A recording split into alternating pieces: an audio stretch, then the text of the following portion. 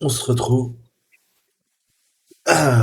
pour survoler le Python. Introduction à Python, je vous laisserai faire tout seul les 11 premières tâches.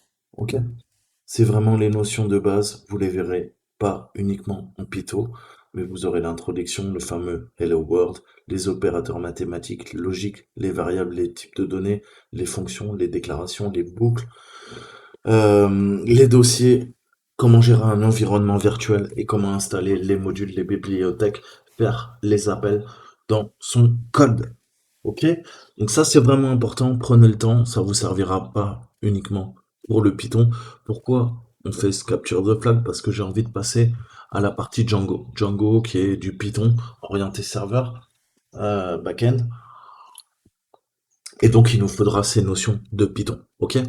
Donc, c'est extrêmement complexe. Là, vous allez voir qu'un survol, mais c'est à vous de bosser, c'est à vous d'apprendre le code, c'est à vous d'aller voir toutes les chaînes YouTube en français, en anglais, sur Google, récupérer des livres au format PDF, formez-vous à la programmation, si c'est pas déjà le cas, et Python, ou le PHP, ou ce que vous voulez, le Ruby, ça peut être une bonne porte d'entrée. Mais je vous conseille, moi j'ai appris avec le Python, ça m'a beaucoup aidé parce que c'est un langage, entre guillemets, simple, et après, vous allez attaquer des langages beaucoup plus complexes. Donc, à vous de voir. Si vous préférez le Java, mettez-vous au Java.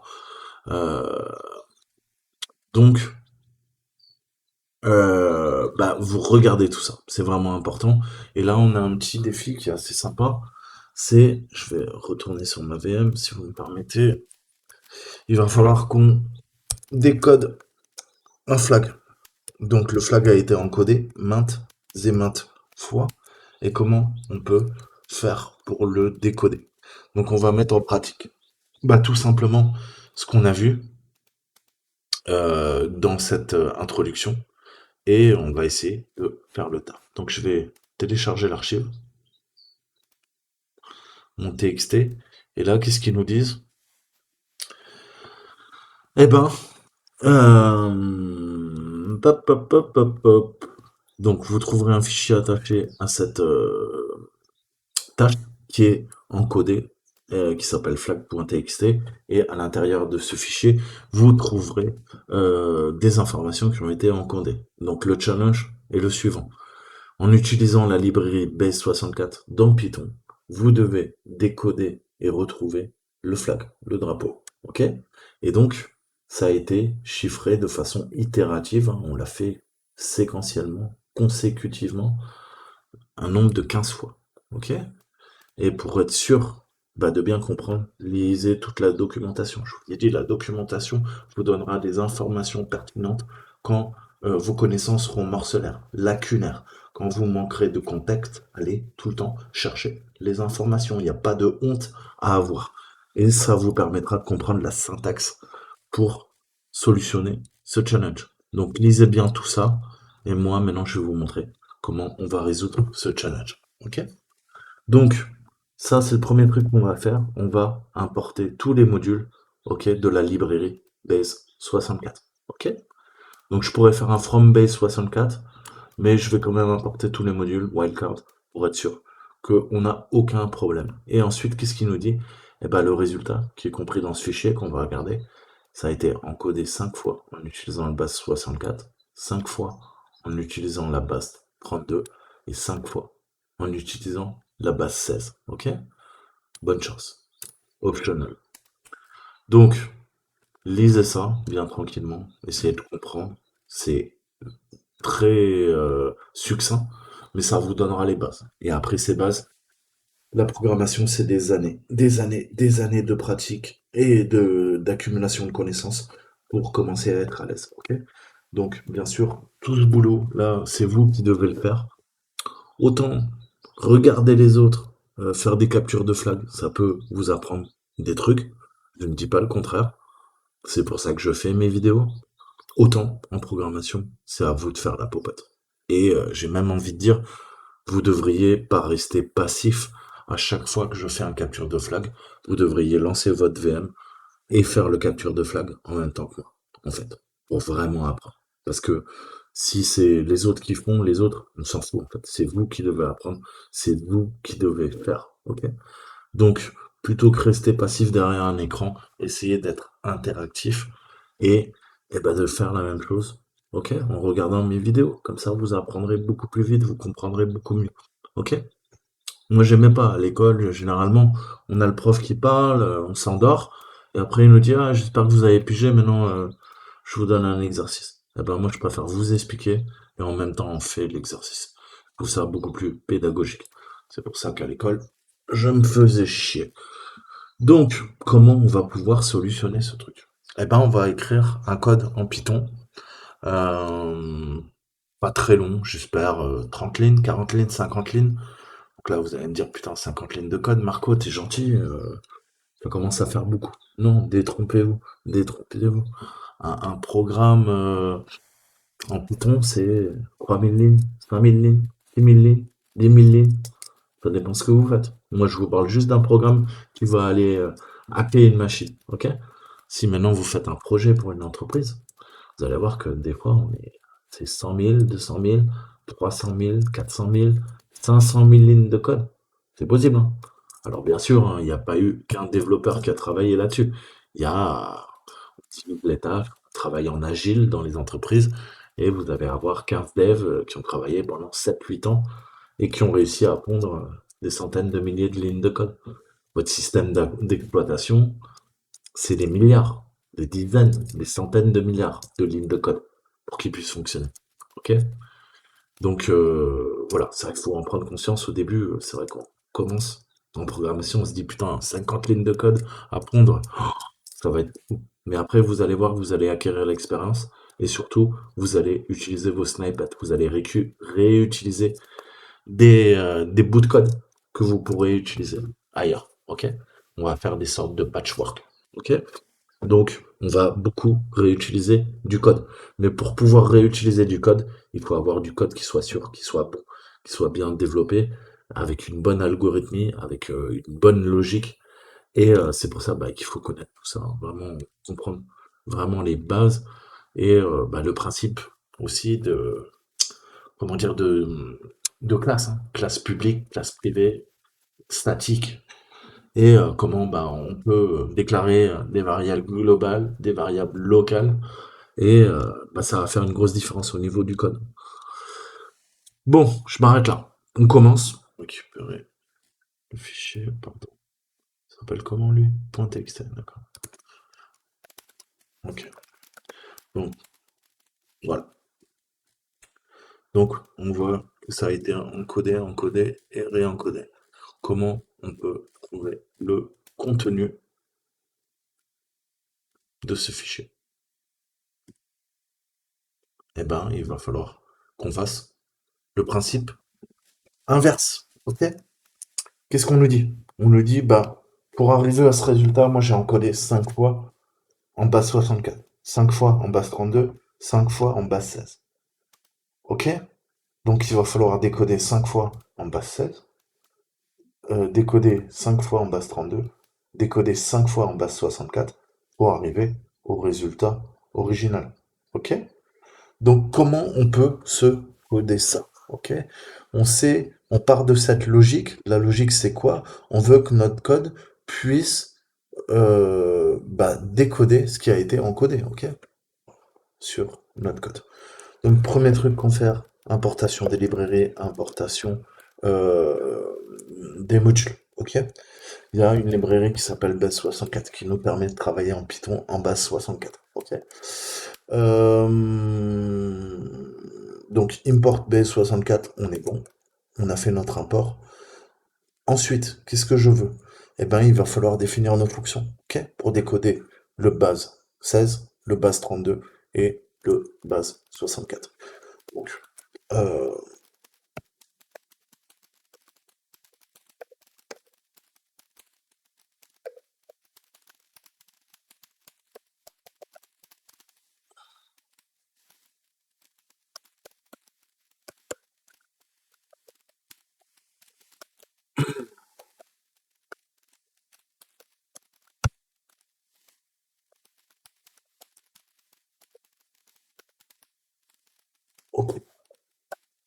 Donc, on définit. On définit nos différentes fonctions. Ok, on va avoir trois fonctions, base 16, base 32, base 64.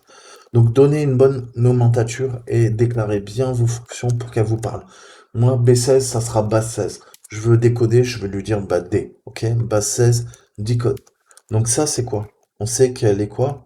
Elle est encodée. Ok, puisque on veut quoi? La décoder. Ensuite, qu'est-ce que je fais? Je fais mon indentation pour que ça soit prod. Eh ben, je veux la fonction pour décoder tout ça. Ok?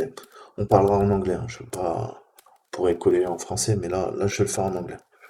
Donc, qu'est-ce qu'on veut? On veut qu'à partir de la base 64, ok? On a fait notre import de notre librairie. On se sert de la librairie et on va utiliser justement notre base16 du code. Et qu'est-ce qu'on veut? Bah, on veut décoder ce qui a été encodé. Donc on passe tout ça en paramètres. Ensuite, vous savez que à la fin d'une fonction, eh ben, il faut faire un return. Un return va nous permettre de faire une sorte de stop et nous afficher le résultat qui a été calculé. Ok? Donc ça, parfait. J'ai ma première fonction. Il nous en faut deux autres fonctions. Donc qu'est-ce que je vais faire? Je vais en faire encore deux def. Je vais faire une def pour le B32D et je vais faire une def pour le B64D. C'est ce qu'on va faire et on les fait à la suite. B32, parce que là je veux du, pardon, 32. Je continue. Et qu'est-ce que je veux? Exactement la même chose. Ok, je n'invente rien. Je veux du decoded. Je veux du base 64, c'est ma librairie. Cette fois-ci, c'est du base en 32, decode et encoded. Donc là, j'ai fait une faute. Déjà, je me rends compte. Voilà. Et la dernière. On est en base 64. On veut décoder ce qui a été encodé en paramètre. Et le résultat sera decoded base 64. Bon. Là, c'est du 64 cette fois-ci. Ok. Donc j'ai oublié mon return en haut. Je vais faire ça propre. Je vais mon decoded. Là, je l'ai oublié. Je vais trop vite. Voilà. On a nos retours de fonction. Return. Decoded. Ok. Donc là, on commence à être un petit peu pas mal. Ok. Donc, qu'est-ce qu'il nous faut? Là, on a déclaré nos trois fonctions. Ok. On a nos trois defs qui vont nous permettre de faire les opérations arithmétiques. Maintenant, il faut qu'on lise un fichier. Ok.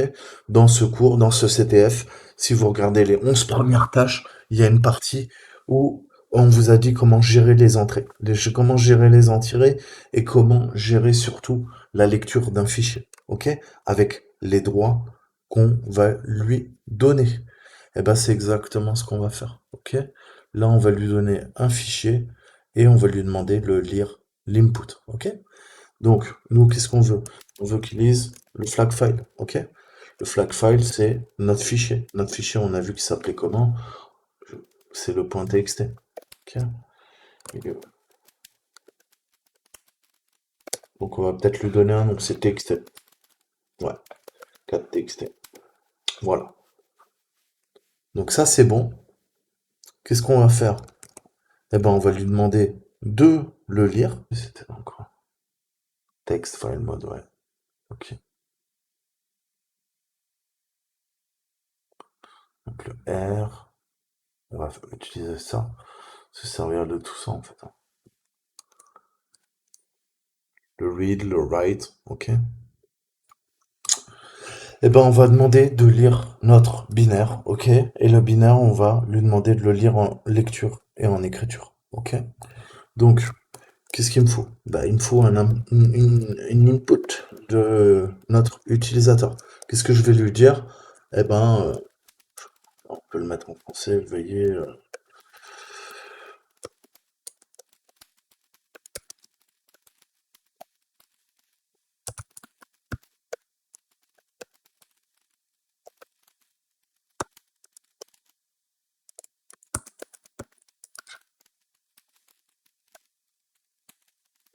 Ok. Ensuite, notre fichier, notre flag, included flag, donc drapeau encodé en fait. Qu'est-ce qu'on veut? On veut venir l'ouvrir. Donc on va faire un open. Comment, c'est quoi le nom de la variable? On l'a déclaré là. On l'a appelé flag file. Ok. Et qu'est-ce qu'on va faire? Eh ben, on va demander des opérations d'écriture. Donc R plus aurait été read de lecture et B d'écriture. Mais là, c'est un B, c'est binary. Donc qu'est-ce qu'on veut? On veut lire un binaire. Donc pour faire ça, on lui donne quoi? On lui donne RB. Ok. RB, on referme parce qu'on a ouvert. Et qu'est-ce qu'on veut? Bah, on veut le lire. Donc l'appel à la fonction read. Ok? Donc là, on n'est pas trop mal. On a notre input, on a notre open. Et bah, on va demander un input de la part de l'utilisateur qui va nous rentrer le nom du fichier. Une fois que le nom du fichier est encodé, on récupère le drapeau encodé et on l'ouvre avec une opération de lecture. Donc ça permet quoi? Bah, si je devais définir, bon, on le fait généralement en haut, mais ça va donc, c'est, ça va charger hein, le fichier encodé. Ensuite, qu'est-ce qu'il nous faut? Eh ben, il faut qu'on procède l'opération inverse. Qu'est-ce qu'on a vu? Qu'on avait cinq étapes de codage, ok? Plus 5 étapes de codage, plus 5 étapes de codage. D'abord en base 16, base 32, base 64. Donc, base 64, 32, 16, pardon. Donc, nous, il faut qu'on fasse l'opération inverse. On est d'accord? Ok? Donc, si ils ont commencé en base 64, fini en base 16, nous, on commence par le bas. On est d'accord pour revenir au résultat. Eux, ils ont fait cette opération-là. Nous, on fait l'opération inverse. On part du bas, on remonte vers le haut. Donc, on va commencer par nos opérations en base 16, ensuite en base 32 et en base 64. Ok? Et on va faire des boucles itératives. On va itérer le processus combien? 5 fois. 5 fois pour la base 16, 5 fois pour la base 32, 5 fois pour la base 64. Donc, qu'est-ce qu'on va faire? Eh ben, première boucle, on va se faire notre boucle for. Pour i, pardon. Donc, in range, ok? Vous vous rappelez, on va utiliser un intervalle. Et là, l'intervalle, bah, je peux lui dire, écoute, alors il y a moyen de faire cette boucle autrement. On peut l'incrémenter de 1 et faire une classique, hein. Vous voyez, regardez le cours, il y a plein de façons de faire une boucle. Là, je pense que c'est le plus simple, ok?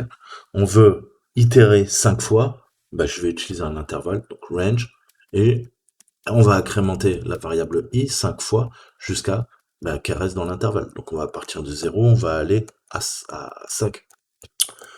Donc, qu'est-ce que je lui demande? Bah, qu'est-ce qu'on veut? Notre variable encoded fly, donc le drapeau chiffré. Et ce drapeau chiffré, qu'est-ce qu'on veut? Eh ben, on va appeler nos fonctions. Qu'est-ce qu'on a vu? On commence par la 16. Donc, comment je l'appelle? Eh ben, je l'appelle par son nom de variable. Ok? Je l'ai déclaré, maintenant je peux l'appeler. Je suis où là? Je suis en train de faire de la merde, excusez-moi. Comme d'habitude. Alors, je sais pas, ouais, en plus j'écris des caractères spéciaux. Donc,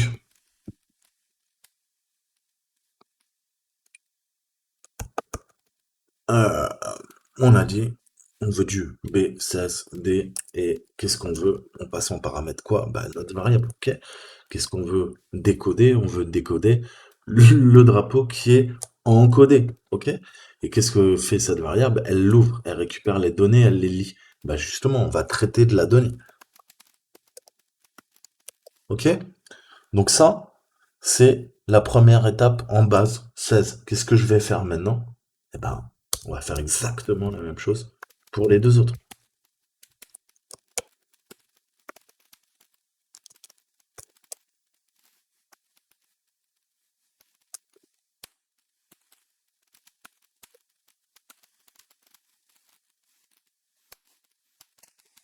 Je crois que je suis trop bu hier, j'arrive plus à taper à mon clavier, c'est grave. Donc, plus sérieusement, qu'est-ce qu'on fait maintenant? Bah, la même chose. Encoded, encoded flag.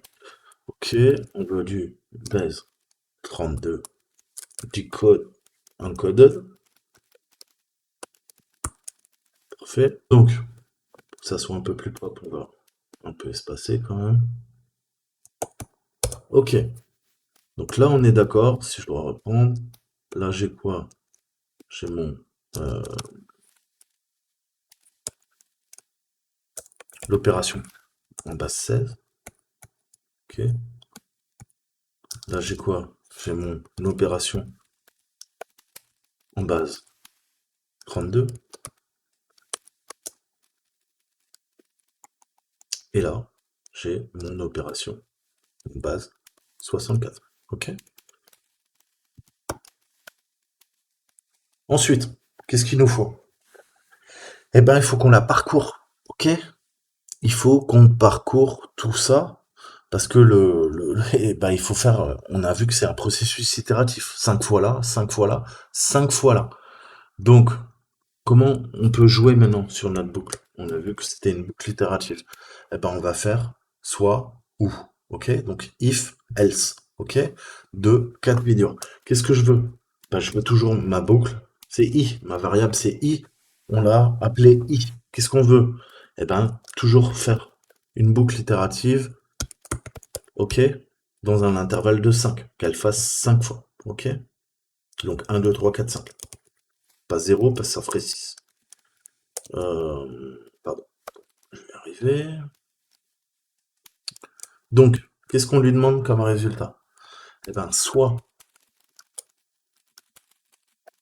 if, ok? Si i est différent de 4, ok?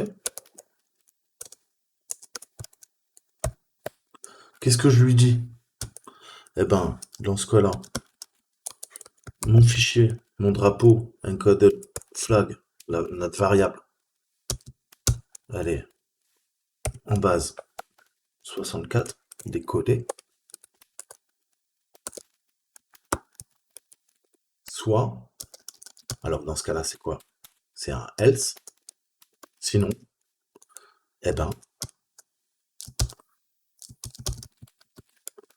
l'encoded flag est égal à base 64 décode sur mon encoded flag et je print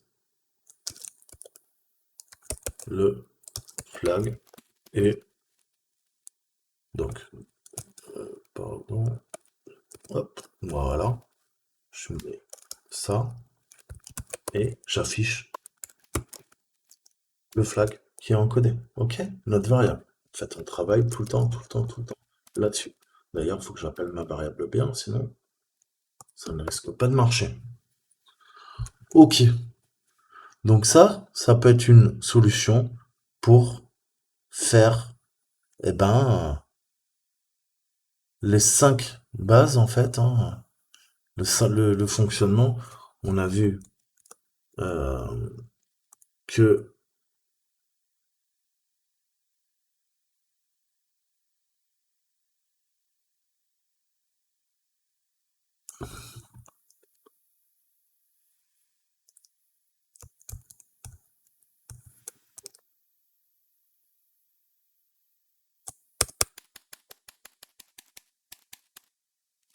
Et donc, voilà, la dernière boucle, ok? Toujours dans un range de 5. Et là, si i est différent ou égal de 4, ok? Eh ben, l'encoded flag, tu me l'opères en base 64 et à la cinquième, ok, vu que ça a été fait 5 fois, dans ce cas-là, tu termines l'opération et tu me dis, bah écoute, voilà ton drapeau. Et on récupère la valeur d'encoded flag qui aura été décodée. Ok?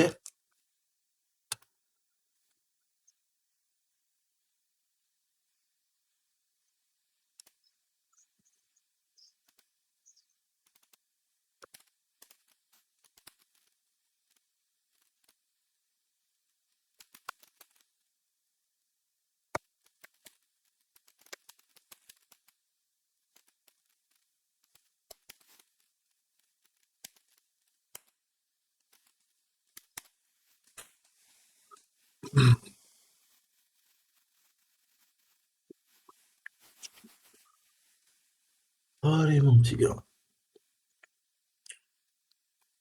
Ok.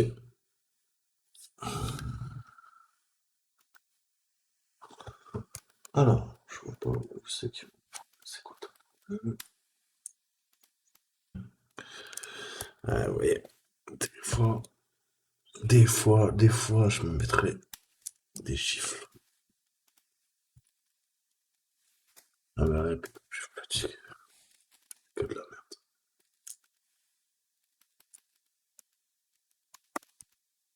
Mais oui,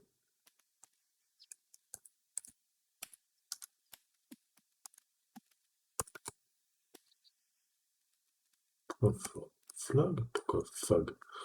Fag. You're a faggot. Flag file, ok. Encoded flag, ok. Flag file, ok.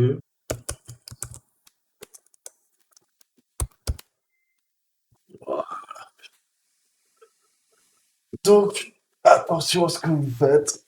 Vous voyez que bah, j'ai dormi 4 heures cette nuit, mais on arrive à récupérer et on voit la logique. Donc, franchement, super intéressant ce petit capture de flag. Ça nous fait revoir les bases